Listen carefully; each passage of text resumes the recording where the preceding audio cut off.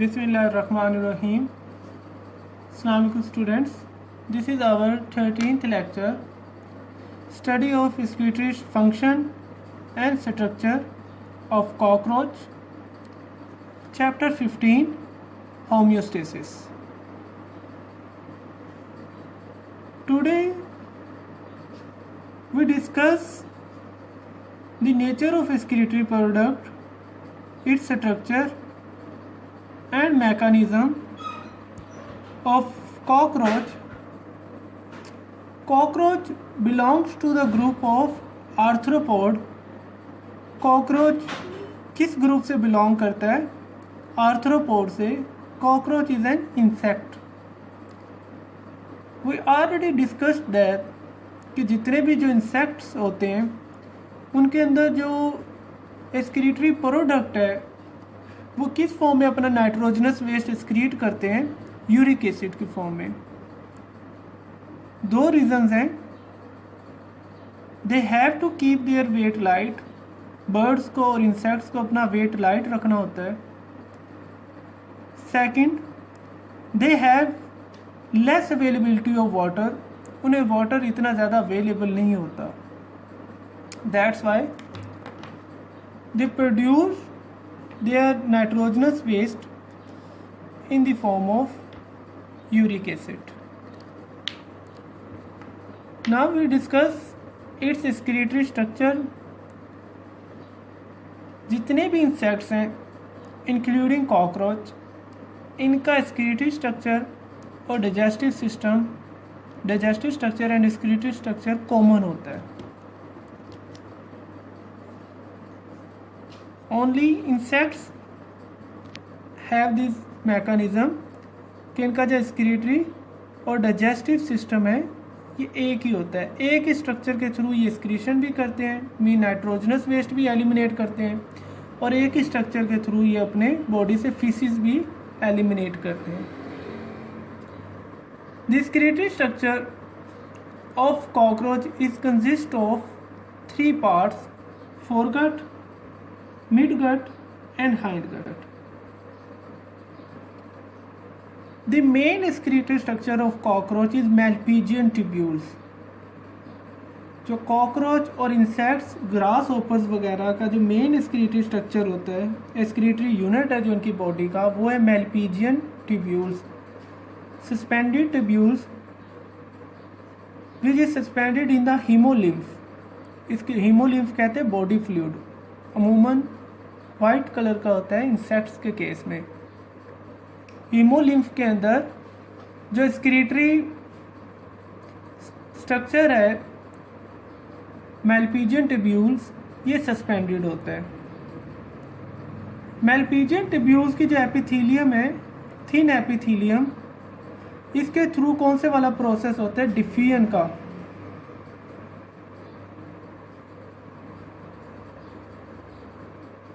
Bile से जो substance है haemolymph, both useful and waste, useful and useless, useful plus useless, दोनों तरह के सब्सटेंस जो कि हीमोलिम्फ के अंदर प्रेजेंट होते हैं वो मूव कर जाते हैं through simple defiant method into the Malpighian tubules.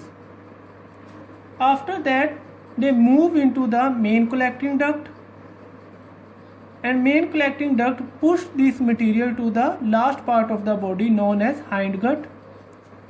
hindgut के अंदर एक बहुत ही ज़्यादा इम्पोर्टेंट फिनोमिना होता है. उस इम्पोर्टेंट मैटर और फिनोमिना को हम क्या कहते हैं?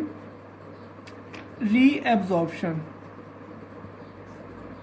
क्योंकि जो हीमोलिम्फ है इसके अंदर दोनों तरह के सब्सटेंस होते हैं, यूजफुल एंड यूजलेस, और दोनों तरह के सब्सटेंस मैल्पीजियन ट्यूब्यूल्स के अंदर डिफियन के थ्रू इंटर हो जाते हैं. बॉडी यूजफुल सब्सटेंस का लॉस अफोर्ड नहीं कर सकती, इसलिए यूजफुल सब्सटेंस दोबारा से क्या हो जाते हैं? रीएब्जॉर्ब हो जाते हैं. बाकी जो उसके अंदर फ्लूइड के अंदर बचता है, they all are useless substances, और वो जो यूजलेस सब्सटेंसेस हैं वो थोड़ी देर रेक्टम के अंदर स्टोर होने के बाद बॉडी से एलिमिनेट हो जाते हैं. So this is all about the structure of the excretory structure of the cockroach. Here I drawn it in the form of flow chart. Malpighian tubules act as collecting ducts, उसके अंदर enter होता है haemolymph. Haemolymph Malpighian tubules के lumen में जाता है। Lumens कहते हैं internal opening. Let's say this is a pipe और एनी ट्यूब, तो इसकी जो इंटरनल ओपनिंग है इसे हम क्या कहते हैं, ल्यूमन। ल्यूमन के अंदर जाके वो कहाँ पे ट्रांसफ़र हो जाता है आफ्टर दैट, हाइंडगट में।